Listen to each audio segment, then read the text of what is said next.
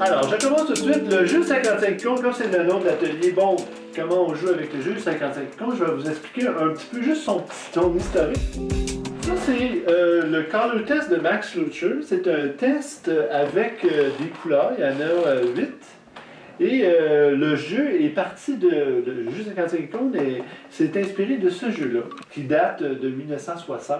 Et c'était un jeu qui avait été utilisé dans des institutions psychiatriques pour justement essayer d'avoir plus de contact avec les psychiatrisés. Donc, l'idée, c'est de mettre en ligne un peu les couleurs, et puis à partir de là, le psychologue qui a fait le jeu a trouvé des patterns, et puis il dit, si tu joues telle affaire, il se passe telle chose, et puis il commence. Alors, le jeu a cette inspiration-là, et moi, bon, j'ai utilisé ce jeu-là à différents endroits.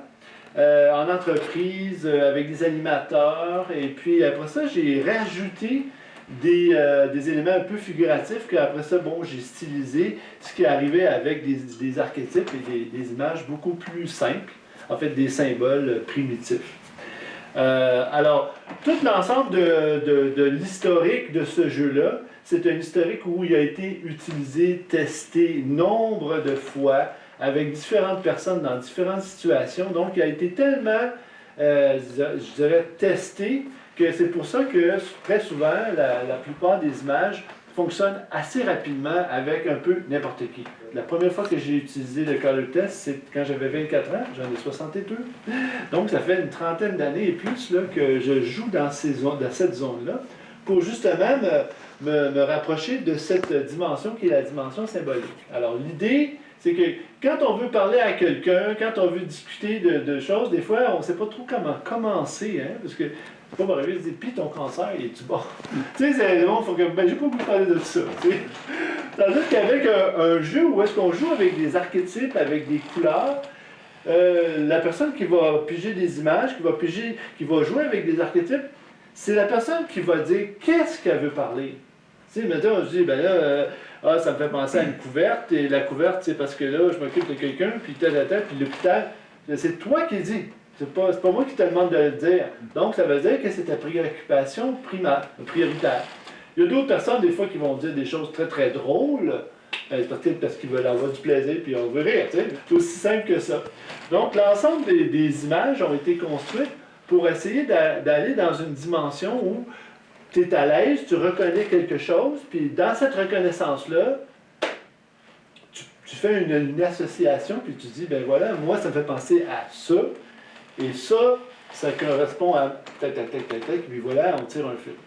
Là, maintenant, c'est comment jouer avec ça. Parce que ça, cette dimension-là, bon, c'est sûr que, des fois, vous êtes dans un party de Noël, je sais pas trop, puis il y a quelqu'un qui commence à te conter une histoire, puis des fois, tu fais comme, ouais, ok, là, j'ai plus le goût d'entendre. J'ai le goût d'arrêter ça là. Mais quand on joue avec ce jeu-là, c'est comme on est intéressé aux histoires des autres, on est intéressé à rentrer dans cette zone-là. Plus on joue avec cette dimension-là, naturellement, plus on trouve ça super intéressant parce que aussitôt qu'on rentre dans cette dimension-là, c'est une dimension où on peut plus facilement, des fois, jouer avec la complexité. T'sais, une personne, c'est complexe. Alors, il y a le côté psychologique, philosophique, puis il y en a d'autres, le psychique, etc., même artistique. Donc, comment on fait pour jouer avec tous ces niveaux-là? Bien, des fois, justement, en utilisant des archétypes, des images primitives, des symboles primitifs, on réussit à aller dans cette zone-là, puis à partir de qu'on est dans cette zone-là, bien là, bon, on est intéressé à être là-dedans. Alors là, il y a une conversation, il y a une discussion.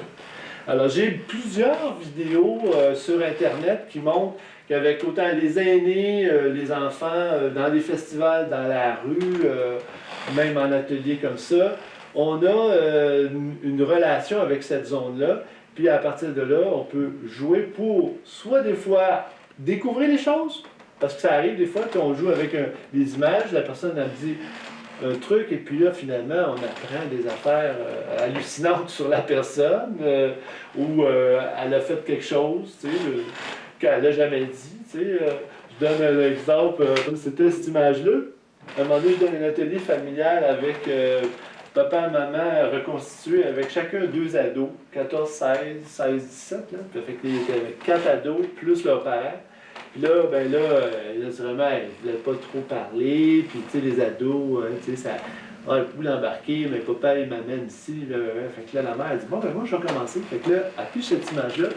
Là, elle dit, moi, ça me fait penser à une queue de lézard. Fait que, OK. Qu'est-ce que tu as à dire là-dessus? Ben, elle dit, moi, je ne l'ai jamais dit, mais quand j'avais 20 ans, j'étais mon premier appartement, j'avais un coloc qui avait un iguane, un super gros iguane. Mais là, il était allé d'avoir son iguane, fait que là, il a voulu le tuer l'iguane. Mais l'iguane était ensanglanté, puis il se promenait dans l'appartement. Puis là, moi, j'ai pris un couteau, puis je l'ai tué avec... Oh, misère! Là, les ados, mais quand ado, il faut comme maman, t'es affreuse! Ce que ça a fait, c'est que tous les ados ont fait comme bon, ben ok, bon, on a accroché. C'est ça qui arrive avec ces images-là, c'est qu'à un moment donné, on se donne la latitude d'aller dans une zone où ben pourquoi pas parler de ça? Si on est l'animateur, bien sûr, on a un peu quelque chose sur les épaules pour faire en sorte que ça se passe bien. Ce qui est intéressant, c'est qu'on dit des choses, puis à partir de là, des fois, ben, on est encore plus intime, plus proche. Alors, naturellement, là, vous êtes des proches aidants. Des fois, tu es avec un proche aidant, puis ton proche aidant, il te parle pas bien, il dit pas des choses, et puis là, tu sais plus trop quoi faire avec. Puis, il y avait mieux que tu lui poses des questions, il te répond pas. Fait que, mettons que tu joues avec ce jeu-là, regarde, tu mets toutes les images, j'en choisis une. Comme moi, j'en ai plein d'histoires, là. Tu sais, des gens qui m'ont dit hey, j'ai acheté le jeu, puis là, ce qu'on fait, deux enfants avec les parents, ben là, on pige chacun une image avant d'aller à l'école, puis aller travailler, on les met sur la table, puis quand on revient, ben là, on prend chacun des images, puis on parle de ça. Tu sais? Puis là, ben, il y a un foisonnement d'idées, puis de tout ça, tu sais. Il y a beaucoup de gens qui sont pas encore rendus à parler du problème. Ils sont juste en train de mettre en place certaines métaphores pour parler de quelque chose de complexe. Tu sais? C'est comme je dis, si je te pose une question directe, puis ton divorce a été dur, tu fais comme, ben, ça ne me tente pas. Mais si tu dis, tu sais, la fois que là, je me suis bien entendu avec ma femme pour telle affaire, tu sais, fait que là, OK, par ricochet, il y a un sujet qui va peut-être amener à ça. Alors, des fois, des images comme ça, c'est ça. C'est que ça induit la reconnaissance de quelque chose, puis à partir de là, dans cette reconnaissance-là, oui, effectivement, là, tu pousses ou tu arrêtes. Tu peux arrêter.